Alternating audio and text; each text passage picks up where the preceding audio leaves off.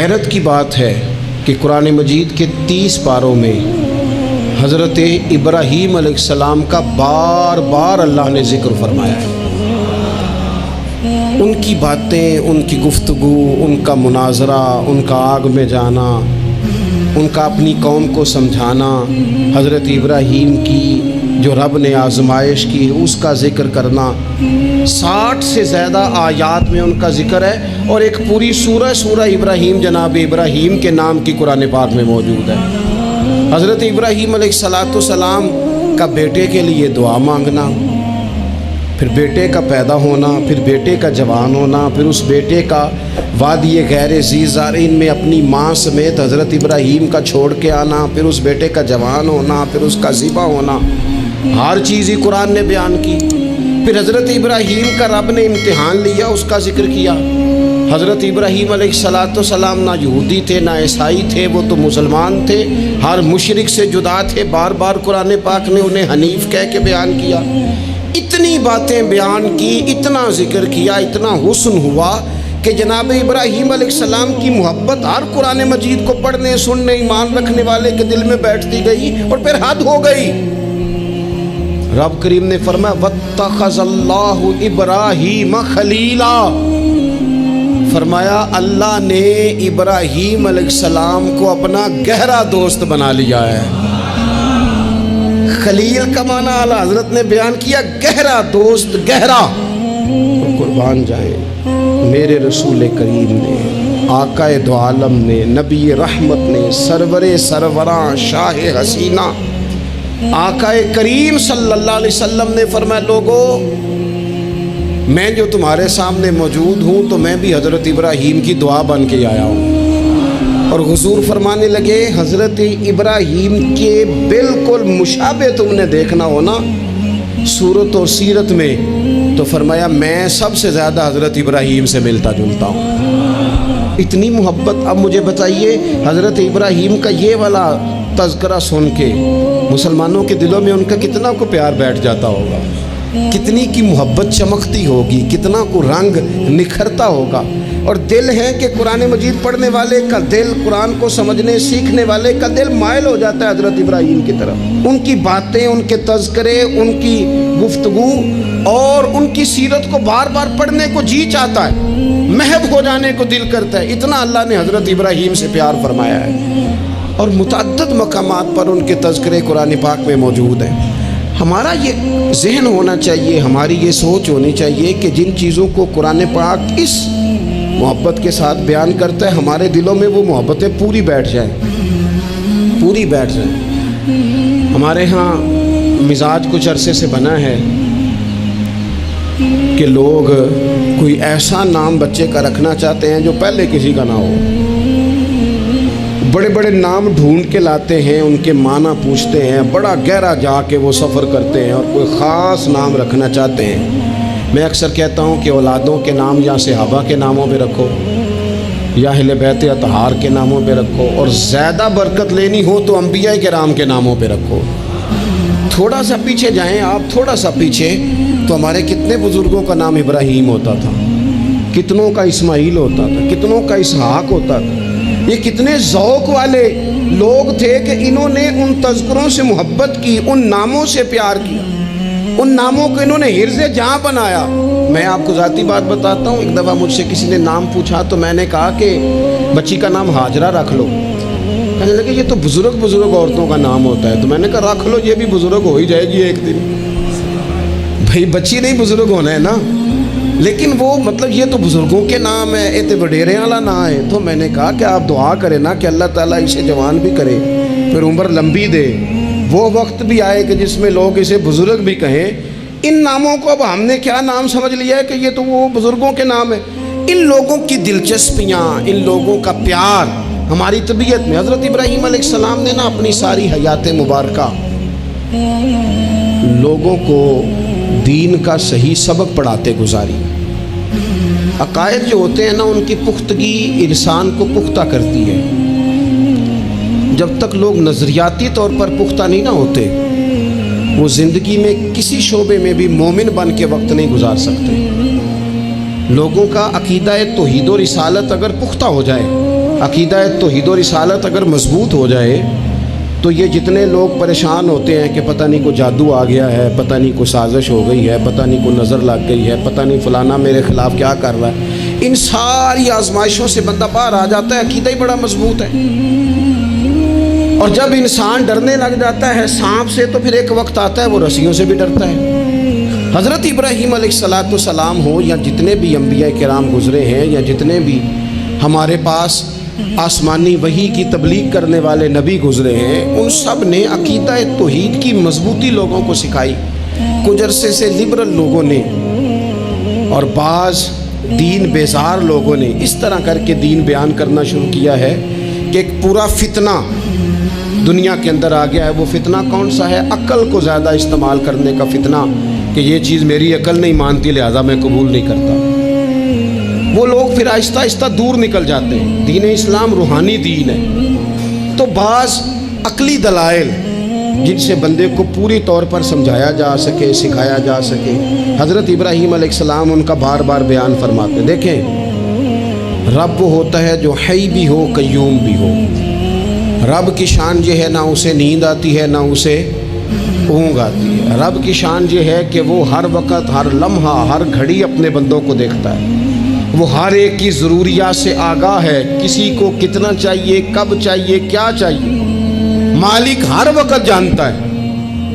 اللہ تبارک و تعالیٰ اپنے بندے کے سکھ سے، دکھ سے، آزمائش سے، امتحان سے، کامیابی سے، ہر چیز سے آگاہ ہے۔ تو رب ہو بھی وہی سکتا ہے کہ جو اتنی طاقتوں کا مالک ہو۔ حضرت ابراہیم علیہ السلام کے زمانہ مبارکہ میں نا کچھ لوگ ایسے تھے جو چاند کی پوجا کرتے تھے، کچھ سورج کی پوجا کرتے تھے، کچھ ستاروں کی پوجا کرتے تھے۔ اللہ کا قرآن کہتا ہے کہ فلما جن علیہ اللیل، جب حضرت ابراہیم علیہ السلام پر رات کا اندھیرا چھا گیا نا تو رآ کوکبا، انہوں نے نا تارا دیکھا، قال ھذا ربی، ستارہ دیکھ کے کہنے لگے اسے میرا رب کہتے ہو؟ کیا یہ رب ہے؟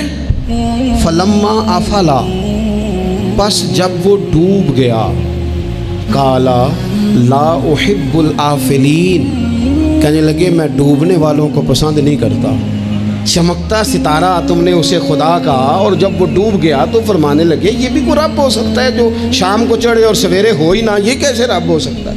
جب وہ چڑھا ستارہ تو فرمایا اسے میرا رب کہتے ہو، جب ڈوب گیا تو فرمایا میں ڈوبنے والا، میری سوچ بڑی ہے، میرا معیار بڑا ہے، میں ڈوبنے والوں کو مانا، اسے کیسے خدا مان لوں جو ڈوب ہی جائے؟ پھر کیا ہوا؟ فلما رأى القمر، پھر انہوں نے چاند دیکھا، بازیگن چمکتا ہوا، قال ھذا ربی، کہنے لگے اسے میرا رب کہتے ہو؟ فلما افلا، پھر وہ بھی ڈوب گیا، چاند بھی ڈوب گیا، قال لئن لم یہدنی ربی لأکونن من القوم الضالین، فرمانے لگے اگر میرا رب مجھے پہلے سے ہدایت نہ دیتا تو میں بھی گمراہ لوگوں میں سے ہو جاتا۔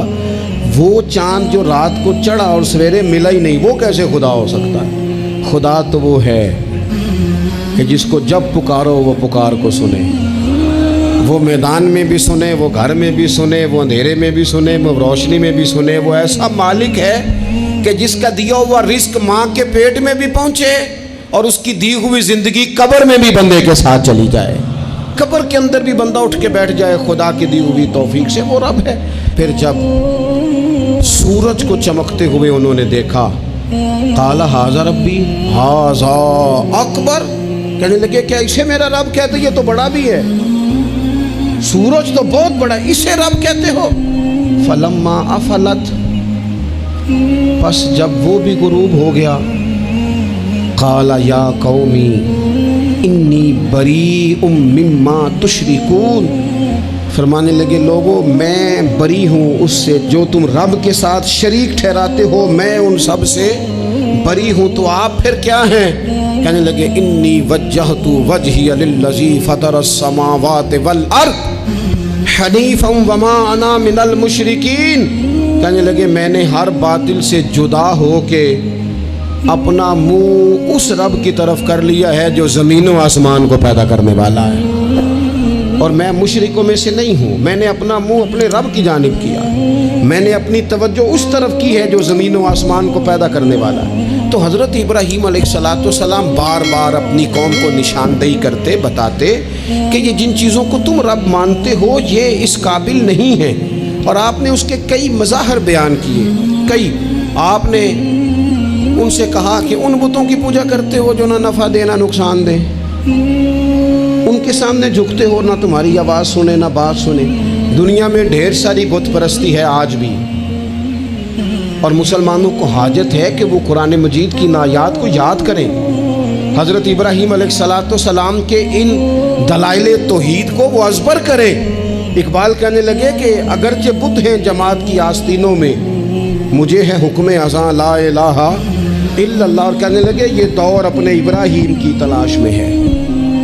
صنم کدا ہے جہاں لا الہ الا اللہ, اور بہار ہو کہ خزاں لا الہ الا اللہ. ہر مقام پر عقیدہ توحید کو بیان کرنے کی حاجت ہے, اس حوالے سے کہ پوری دنیا میں تیزی کے ساتھ وہ لوگ جو صرف اور اپنی عقل کی بنیاد پر چیزوں کو سمجھنا چاہتے ہیں, وہی کی بنیاد پر نہیں. معاذ اللہ, وہ دیکھ لیں آپ جگہ جگہ بت پرستی ہو رہی ہے, اور بڑے بڑے پڑھے لکھے لوگ. میں نے میلاد شریف کے موقع پر دوستوں سے کہا تھا کہ ایسا نہیں ہے کہ وہ لوگ پڑھے لکھے نہیں. بڑے بڑے پڑھے لکھے پی ایچ ڈی اسکالر, بڑے بڑے ایم فل کے مقالے لکھنے والے, ماسٹر کی ڈگریاں رکھنے والے ایسے بیوقوف ہیں کہ خود جا کے کہتے ہیں بت خانے میں معاذ اللہ کہ ایک بت دے دو, رنگ یہ والا ہو, وزن اتنا کو ہو, جگہ اتنی ہے, اتنی کو جگہ پہ پھیٹا آ جائے, اور پھر وہ گھر لے کے جاتے ہیں تو مرمت کرانے بھی لاتے ہیں, کہتے ہیں آنکھ نکل گئی دوبارہ لگا دو. کیسے بیوقوف ہو, اس کو معاذ اللہ خدا بنائے ہوئے ہو جس کے بارے میں تمہارا یہ گمان ہے کہ یہ ہمارا رب ہے معاذ اللہ, اور تم اس کو مرمت کرانے لائے ہوئے ہو, اس کا رنگ اتر گیا اور رنگ کرانے لائے ہوئے ہو. میں آپ یقین کریں کبھی کبھی محو حیرت ہو جاتا ہوں. میں سوچتا ہوں ہم لوگوں کو محنت کر کے دین حاصل کرنا پڑتا تو بڑا مشکل تھا. بڑے بڑے پڑھے لکھوں کی عقلوں پہ پردے پڑے ہوئے ہیں. یہ تو خدا نے رحمت کی ہے, پیدا ہی اس ماں کی گود میں ہوئے ہیں جس نے پیدا ہوتے ہی کہا بیٹا پڑھو بالغ الغلا بکمالہ کشفت دجا بجمالہ حسنت جمیع خصالہ صلو علیہ وآلہ. ہمارے ہاں تو لوریاں ہی حضور کی نعتوں کی, اللہ تبارک و تعالیٰ کی توحید کی ملی, اس پر سجدہ شکر ادا کرنا چاہیے, ورنہ بڑے بڑے سمجھدار کہلانے والے لوگ اڑے ہوئے. تو حضرت ابراہیم خلیل اللہ علیہ السلام کو اللہ تبارک و تعالیٰ نے بڑی عظمتوں, رفعتوں, بلندیوں اور شانوں کے ساتھ مالا مال فرمایا.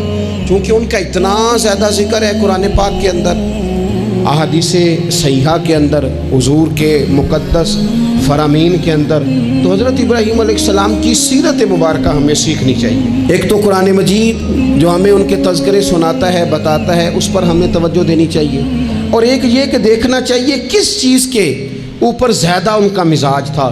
تو حضرت ابراہیم علیہ السلام کی زندگی میں ایک بات بڑی خاص ہے, وہ یہ ہے کہ ان کا توکل بڑا مضبوط تھا, بھروسہ بڑا مضبوط تھا.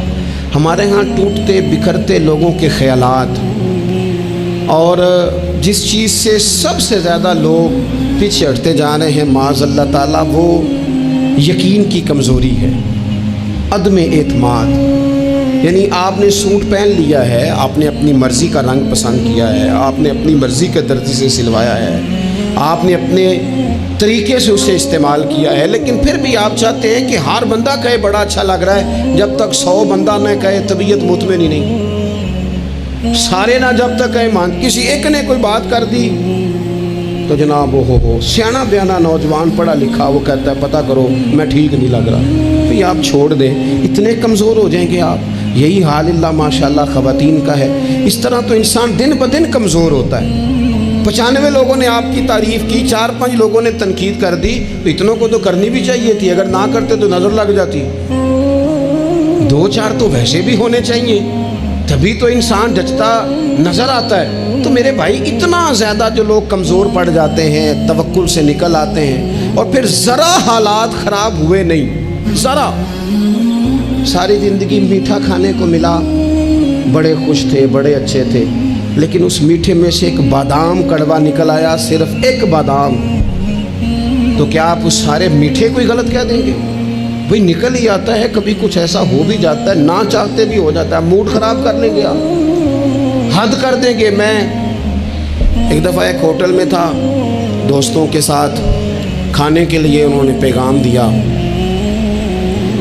تو پلیٹ آ گئی کھانے والی، تو تھوڑی صاف نہیں تھی، تو صاحب نے تو جلال شروع کر دیا، وہ ویسٹ کوٹ سیدھی کرتے جائیں اور کہیں ہو تمہیں پتہ ہی کوئی نہیں، پیسے کس بات کے لیتے ہو، بلاؤ مینیجر کو، بلاؤ فلانے کو، حد نہیں کرتے نہیں۔ تو باقی سب انہیں سمجھا رہے تھے تو میں ہنس رہا تھا، وہ آ گئے بیچارے، تو میں نے ان سے کہا آپ جائیے، اللہ تعالیٰ خیر کرے گا، ہم ان کو راضی کر لیتے ہیں۔ بات مکمل ہوئی تو مجھے کہنے لگے آپ جو ہنسے ہیں اس سے مجھے غصہ آیا ہے۔ میں نے کہا آپ کو غصہ ہی دلانے کے لیے میں ہنسا تھا۔ او خدا کے بندے، 4000 روپے کی تو نے روٹی کھانی ہے، اور جتنی گھر میں تیری بات مانی جاتی ہے وہ میرا خیال ہے ہمیں پتہ ہی ہے۔ یہ آپ جو جھوٹا انا کا بت بنا رہے ہیں نا، جھوٹا، یہ آپ کے اندر کی کمزوری کو ظاہر کر رہا ہے کہ آپ کمزور آدمی ہیں۔ آپ کو جھوٹا پریشر ڈال کے عزت بنانے کا شوق ہے، آپ باتوں کے سہارے جان بوجھ کے اپنا قد اونچا کر رہے ہیں، یہ قد آپ کا ہے نہیں، اس لیے کہ قد اونچا ہوتا تو یہ تو ہلکی سی پلیٹ کی بات ہے، اور آپ نے ایک آدمی کو جس طرح سے رسوا کر دیا، ابھی وہ جائے گا اس کی کلاس لگ جائے گی، ہو سکتا ہے اس کی تنخواہ کٹ جائے، ممکن ہے بیچارے کو چھٹی ہو جائے۔ اگر آپ کا قد اونچا ہوتا تو پھر رنگ اور ہوتا، پھر آپ اسے کہتے کہ رب میری بڑی معاف کرتا ہے، میں بھی کئی لوگوں کی معاف کر دوں گا۔ لیکن یہ تو جھوٹی انا کے لوگوں نے، ہمارے اندر وہ جو یقین کی کمزوری ہے، ہمارا خیال، دیکھو عزت اللہ دیتا ہے، وہ کہانیاں بنا کے لینی ہے، لوگوں کے سامنے اپنا جعلی روپ پیدا کر کے لینی ہے، کبھی بھی یہ کام نہ کرے، یہ انسان کو کمزور کرتا ہے۔ آپ کے جانے کے بعد پھر جو آپ پر تبصرے ہوتے ہیں وہ سننے قابل ہوتے ہیں کہ دیکھو یہ اس بندے کی حیثیت ہے، کیا کرنا چاہ رہا ہے یہ۔ حضرت ابراہیم کی زندگی میں مضبوط توکل، اور یہ ضروری نہیں کہ آپ کے پیچھے ہزاروں لوگ ہی ہوں، سینکڑوں لوگ ہی ہوں تو تبھی کام بنتا ہے، ہر کام کو جمہوریت کے رنگ میں نہ تولے۔ عزیز بھائی، حضرت ابراہیم کو آگ میں ڈالا جا رہا تھا، ایک بندہ بھی نہیں تھا، خدا را غور کرنا، وہ ایک بھی نہیں تھا جو کہتا کہ خلیل کو آگ میں نہ ڈالو، لیکن جب منجنیق تیار ہو گئی، حضرت ابراہیم کو رکھ لیا۔ کبھی تو بندے کا حوصلہ ٹوٹتا ہے نا، کبھی تو وہ کمزور پڑتا ہے، لیکن یہ نہیں پڑتے یہ خلیل اللہ ہے۔ جب آپ کو انشراح صدر ہو جائے، آگ میں ڈالا جا رہا ہے، جا رہے ہیں، اوئے ہوئے، حضرت جبریل امین حاضر ہو کے کہتے ہیں چلو کوئی حکم کر دیں، فرمانے لگے حکم تو ہے پر جبریل تیرے لیے کوئی نہیں، خدا را مسلمانوں اس پر کبھی غور کرو۔ ساری زندگی کہا رب راضی ہو جائے، رب راضی ہو جائے، کبھی خود بھی تو رب سے راضی ہو کے دیکھو نا۔ رضی اللہ عنہم ورضوا عنہ، اللہ نے مومن کی شان یہ بیان کی ہے کہ اس سے اللہ راضی ہوتا ہے اور وہ اپنے اللہ سے راضی ہوتا ہے۔ صحابہ سے اللہ راضی تھا اور صحابہ بھی اپنے اللہ سے۔ حضرت سفیان ثوری دعا مانگ رہے تھے، یا اللہ راضی ہو جا، یا اللہ راضی ہو جا، یا اللہ راضی ہو جا، تو حضرت رابعہ بصریہ پردے کے پیچھے تھی، انہیں جلال آ گیا، کہنے لگی سفیان بس کر۔ آپ کہنے لگے رابعہ تجھے کیا ہوا، تو کیوں غصہ کر رہی ہے؟ کہنے لگی اپنے رکھ ہاتھ سینے پر اور بتا تو اپنے رب سے راضی ہے؟ تو روز کہتا ہے فلاں شے چاہیے فلاں، پہلے تو راضی ہو نا۔ فرمانے لگی تو ہی آج تک راضی نہیں، پہلے تو کہہ مالک تو نے جس حال میں رکھا ہے میں راضی ہوں، تو راضی ہو، وہ تو کریم ہی بڑا ہے، تیرے 2 آنسوؤں سے بھی راضی ہو جائے گا، تو ہی نہیں راضی ہو رہا۔ آپ ذرا اس کا ذائقہ لیں۔ حضرت جبریل امین علیہ السلام نے کہا کوئی حکم، فرمایا تیرے لیے کوئی حکم نہیں۔ تو حضرت جبریل عرض کرتے ہیں، حضرت جبریل عرض کرتے ہیں پھر اے خلیل آپ رب سے ہی عرض کر لیں، دعا کر لیں، وہ تو کریم ہے، ابھی بارش برسائے گا، یہ آگ گئی، کوئی انتظام فرما کریں دعا۔ کبھی تو راضی رہے نا ہم رب کی تقسیم پر، کبھی تو ٹھہرے نا کہ ٹھیک ہے دکھ قبول محمد بخشا، اوے راضی رہن پیارے، وہ کبھی تو کہے نا کہ جے سونا ہی میرے دکھ وچ راضی، پھر میں سکھ نو چلے ڈاواں۔ کبھی تو کہے نا اگر اس نے بیمار کیا تو قبول ہے مجھے بیماری، اگر اس نے غریبی دی ہے تو قبول ہے، اگر نہیں اس نے اولاد دی تو قبول ہے، کبھی تو راضی ہونا۔ حضرت ابراہیم سے جناب جبریل نے کہا اللہ سے دعا کر لیں، تو پلٹ کے دیکھا حضرت خلیل نے ان کو منجنیک میں رکھا گیا ہے، آگ میں ڈالے جا رہے ہیں، اللہ سے دعا کر لیں۔ تو پلٹ کے دیکھا سامنے آگ ہے، آسمان سے باتیں کر رہی ہے۔ حضرت ابراہیم پلٹ کے کہنے لگے جبریل تو بتا، رب کو پتہ نہیں اس کا خلیل کس حال میں ہے؟ اسے پتہ ہے کہ نہیں؟ تو حضرت جبریل ہر پیغمبر کی بارگاہ میں حاضر ہونے والے عرض کرنے لگے ہاں اسے تو پتہ ہے۔ کہنے لگے جا پھر، اگر رب کی رضا یہ ہے نا کہ خلیل آگ میں جائے تو خلیل پورا تیار ہے جانے کے لیے، ہماری تیاری ہے، پوری تیاری، جس حال میں وہ چاہتا ہے ہم اس حال میں رہنے کو تیار ہیں۔ وہ دکھ قبول نے محمد بخشا، بس دعا کرو راضی رہن پیارے۔ اگر وہ اس حال میں راضی رکھنا چاہتا ہے تو شکوہ کس بات، شکایت کس بات؟ ٹھیک ہے، اگر وہ چاہتا ہے کہ ہم آگ میں جائیں تو کر لی ہے نا ہم نے تیاری ہے ہماری، تیار ہے جانے کو، ختم ہو گئی بات۔ میرے عزیز کبھی رب چاہی زندگی جی کے دیکھو، جو رب چاہی زندگی جیتے ہیں پھر رب کہتا ہے میں انہیں دوست بنایا کرتا ہوں، پھر انہیں میں دوست بناتا ہوں، پھر ان کے تذکرے قائم رہتے ہیں۔ حضرت ابراہیم علیہ السلام نے ہمیں توکل کا، اللہ کی رضا پہ راضی رہنے کا سبق دیا۔ زیادہ باتیں کرنے کا وقت نہیں بچتا، ارادہ ہوتا ہے کوئی زیادہ آپ سے گفتگو کی جا سکے، پر دامن وقت میں گنجائش تھوڑی ہوتی ہے، 2-4 باتیں رہ گئی ہیں، جلدی سے عرض کرتا ہوں۔ نبی پاک صلی اللہ تعالیٰ علیہ وسلم نے فرمایا، اور امام ابو نعیم نے اس کو لکھا ہے کہ اللہ تعالیٰ نے حضرت ابراہیم کو وحی فرمائی تھی کہ اے میرے خلیل، آپ نے حسن اخلاق کا مظاہرہ کرنا ہے چاہے آپ کے سامنے کوئی بھی ہو، اور فرمایا رب کریم نے کہ اگر لوگ حسن اخلاق کا مظاہرہ کریں گے تو اے خلیل میں انہیں ابرار کے زمرے میں، نیکوں کے زمرے میں داخل کر لوں گا، اور فرمایا بے شک حسن اخلاق والوں کے بارے میں میں نے یہ حکم جاری کر دیا ہے کہ جو لوگ دنیا میں اچھے اخلاق کا مظاہرہ کریں گے اے میرے خلیل قیامت کے دن میں انہیں اپنے عرش کا سایہ عطا کروں گا۔ حضور فرماتے ہیں رب نے حکم دیا حضرت ابراہیم کا کہ سامنے کوئی بھی ہو، آپ کا اخلاقی رویہ کبھی بھی کمزور نہیں ہونا چاہیے۔ ہم نہ بندہ دیکھ کے اخلاق کا مظاہرہ کرتے ہیں۔ میں کسی آفیسر کے پاس چلا جاتا ہوں، ایک دیندار آدمی سمجھ کے اس نے میری عزت کی، اچھی بات ہے، کسی کو ضعیف سمجھ کے اس نے عزت کر لی، اچھی بات ہے، اس کے گھر کا کوئی بڑا آ گیا اس نے عزت کی، اچھی بات ہے، لیکن 2-4 جاننے والوں کے ساتھ اس نے اخلاق کا مظاہرہ کیا۔ لیکن اگر ایک غریب آدمی آ گیا اس کے سامنے اور اس نے کہا کہ آپ اس وقت ہی آ گئے، چھٹی کا ٹائم ہو گیا ہے، کھڑا کیے رکھا، بات ہی نہیں سنی، تو اب یہ بندہ با اخلاق نہیں، یہ تعلق نبھا رہا ہے، اخلاق کا مظاہرہ نہیں کہا۔ وہ مجھے کیوں با اخلاق لگا، آپ میں سے کچھ لوگوں کو کیوں لگا کہ ہمارا تعلق تھا۔ جو اخلاق والے لوگ ہوتے ہیں نا ان کا مزاج اخلاق والا ہوتا ہے، وہ جو کوئی جاننے والا ہو یا نہ جاننے والا ہو، امیر ہو یا غریب ہو، اپنا ہو یا بیگانہ ہو، وہ چونکہ بندے با اخلاق ہوتے ہیں تو ان کا رویہ سب کے ساتھ ہی، حتیٰ کہ دروازے پہ جو خیرات لینے آئے اس کے ساتھ بھی ان کا رویہ اخلاق والا ہی ہوتا ہے۔ حضور فرماتے رب نے حضرت ابراہیم سے کہا کہ سامنے کوئی بھی ہو اے میرے خلیل، آپ نے ہمیشہ مظاہرہ اخلاق کا ہی کرنا ہے۔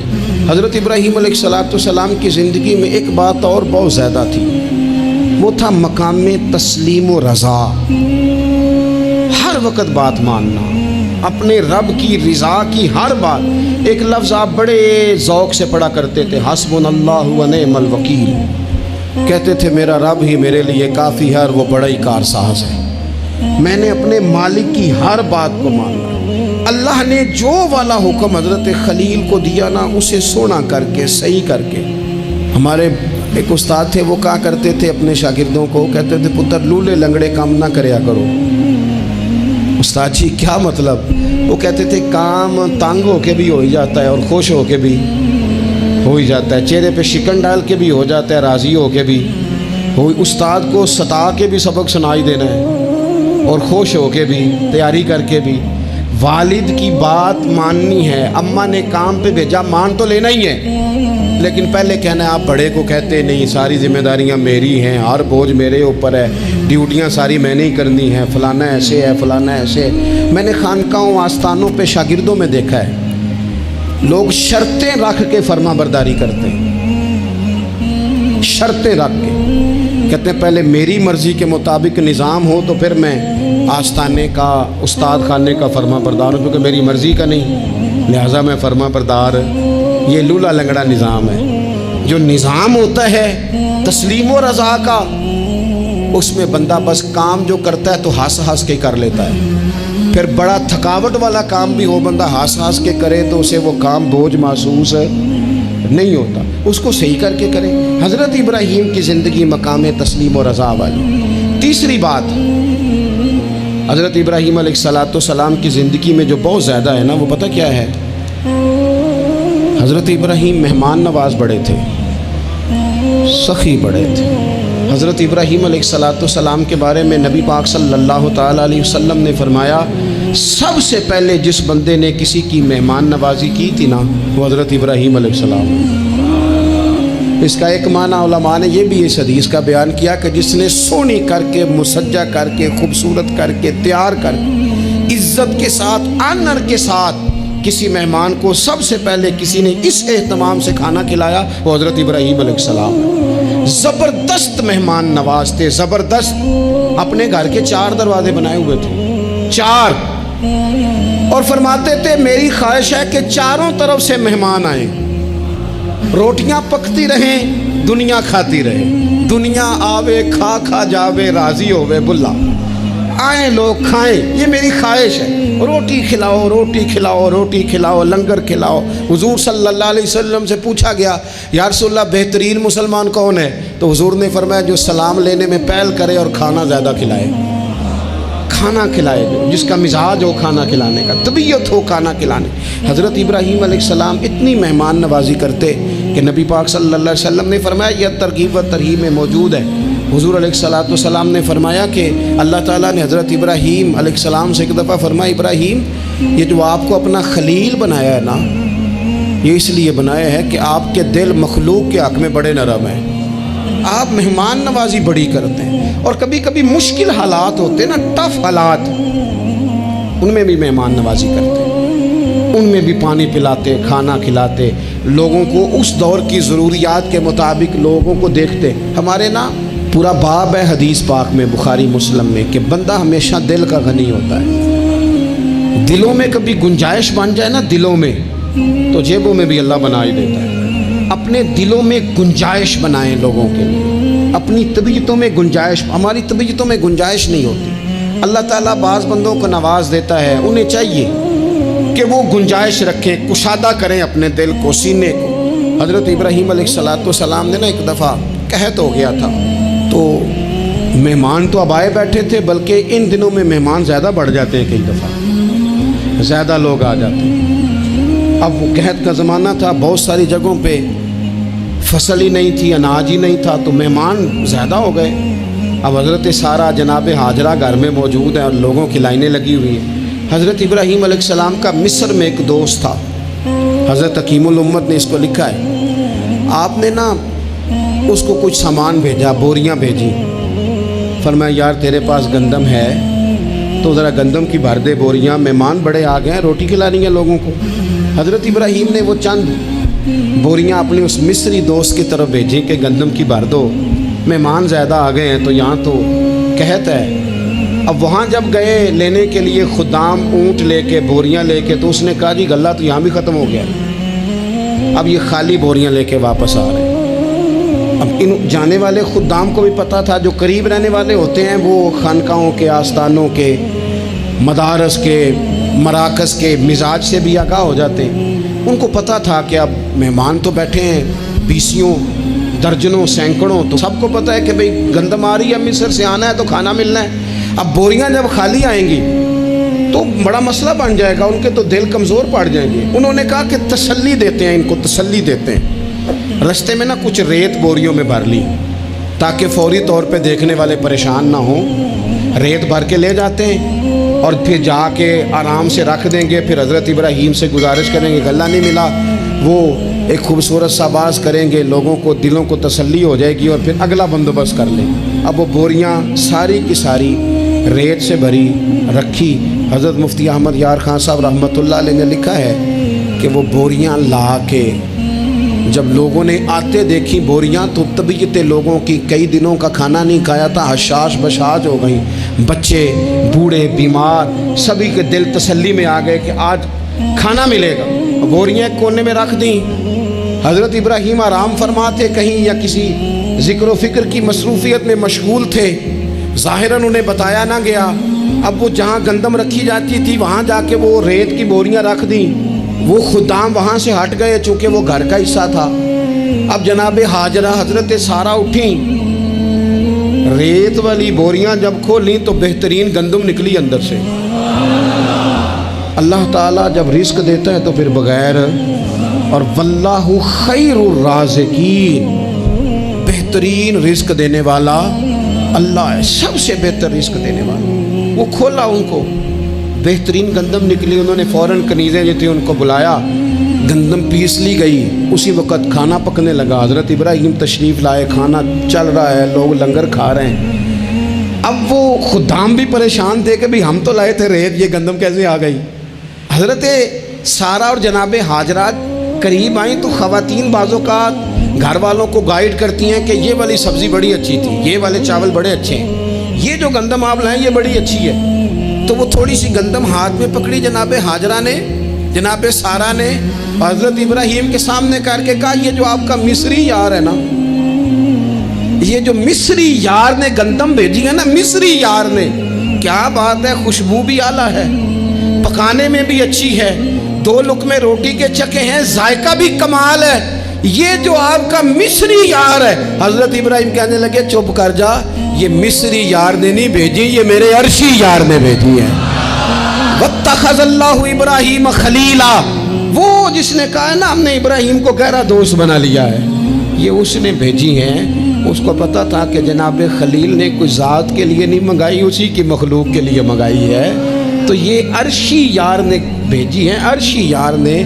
اور فرمایا جب عرشی یار بھیجے تو پھر کسی قسم کی کوئی کمزوری باقی رہتی نہیں ہے. اپنی زندگی حضرت ابراہیم نے ساری مقام تسلیم و رضا میں گزاری.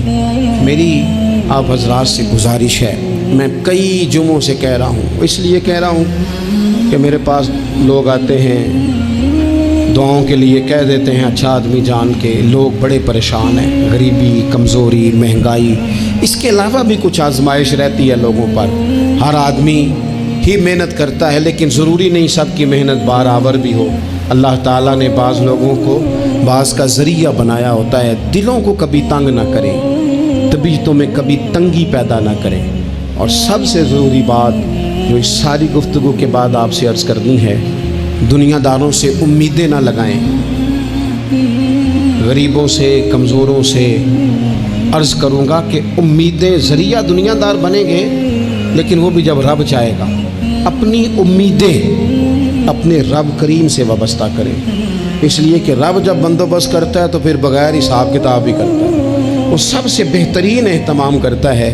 اپنی ساری آرزوؤں کا, ساری امیدوں کا, ساری خواہشات کا مسکن اپنے مالک کی ذات گرامی کو بنائیں. اللہ تبارک و تعالیٰ جب اپنے بندوں کو نوازے گا تو بڑے کرم سے, بڑے فضل سے, بڑی عطا سے نوازے گا. اللہ کریم ہمارے لیے عمل کا رستہ آسان کرے. آخر دعوایا ان الحمد للہ رب العالمین.